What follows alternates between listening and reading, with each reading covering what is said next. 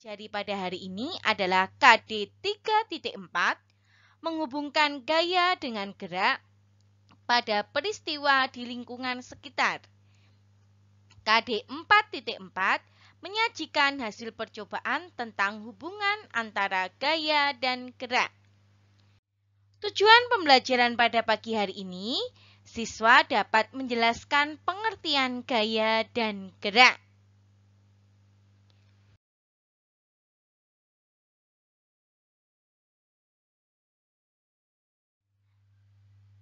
Mari kita mengamati. Perhatikan gambar berikut. Lingkungan bermain membuat anak-anak merasa nyaman. Terlihat dari gambar di atas, dua anak sedang bermain ayunan. Terlihat Jojo sedang mendorong dan menarik ayunan yang dinaiki oleh Santi. Pada permainan ayunan, Jojo telah memberikan gaya pada ayunan itu. Apa yang dimaksud dengan gaya? Anak-anak tentu masih ingat ya. Gaya adalah suatu kekuatan yang mengakibatkan benda yang dikenainya dapat mengalami gerak, perubahan kedudukan, ataupun perubahan bentuk. Gaya juga dapat diartikan sebagai tarikan atau dorongan yang dapat memengaruhi keadaan suatu benda.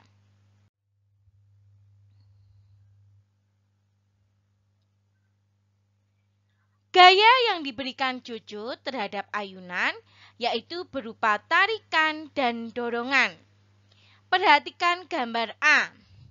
Gaya yang diberikan Jojo terhadap ayunan ini berupa tarikan atau dorongan, anak-anak. Ya, bagus.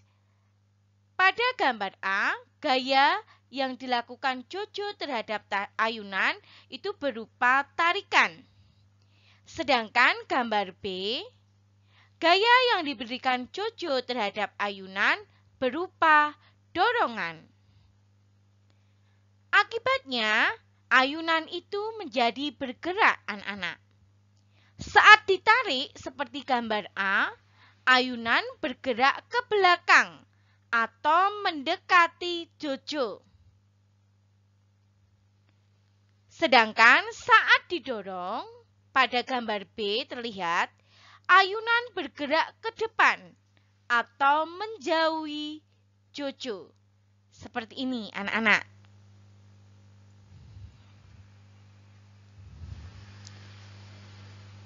Apa ya yang dimaksud dengan gerak?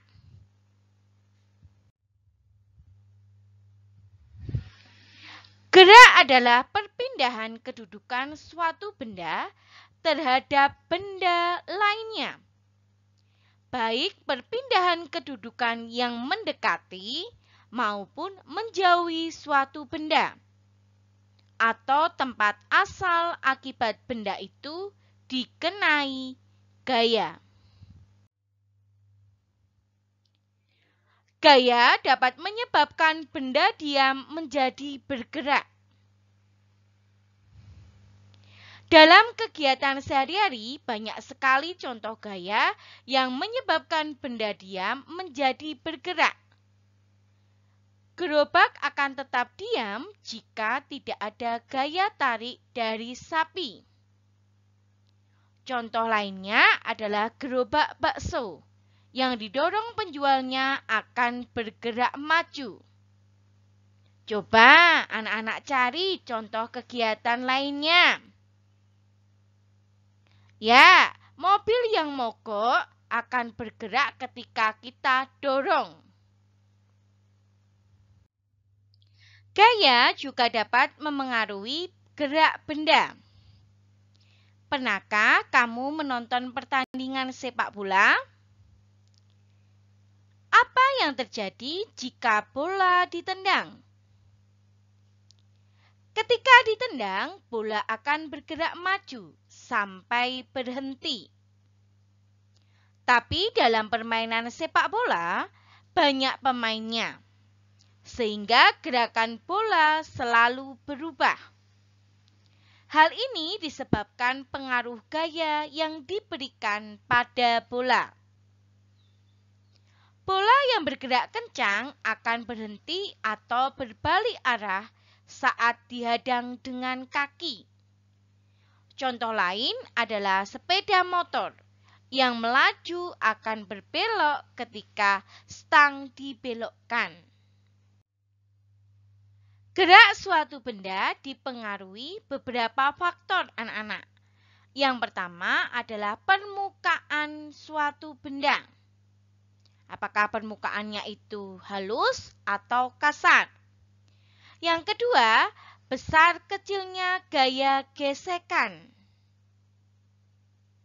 Yang ketiga, besar kecilnya gaya yang bekerja pada benda. Yang keempat adalah kemiringan permukaan benda. Permukaan yang halus pada sebuah benda dapat mempercepat gerak benda. Sebaliknya, permukaan yang kasar akan menghambat gerak benda. Semakin besar gaya gesek akan menghambat gerak benda tersebut. Semakin besar gaya yang bekerja pada benda juga akan mempercepat gerak benda. Semakin miring suatu bidang juga akan mempercepat gerak benda. Setelah tadi kita belajar tentang gaya dan gerak, sekarang kita akan membedakan gaya dan gerak. Gaya dapat berupa tarikan atau dorongan terhadap suatu benda. Gaya merupakan kekuatan yang mengakibatkan benda yang dikenainya dapat mengalami gerak, perubahan kedudukan, ataupun perubahan bentuk. Gerak adalah perpindahan kedudukan suatu benda karena dikenai oleh gaya. Perpindahan kedudukan benda tersebut dapat mendekati atau menjauhi letak awal benda atau benda lain di sekitarnya. Nah, anak-anak, inilah perbedaan dari gaya dan gerak.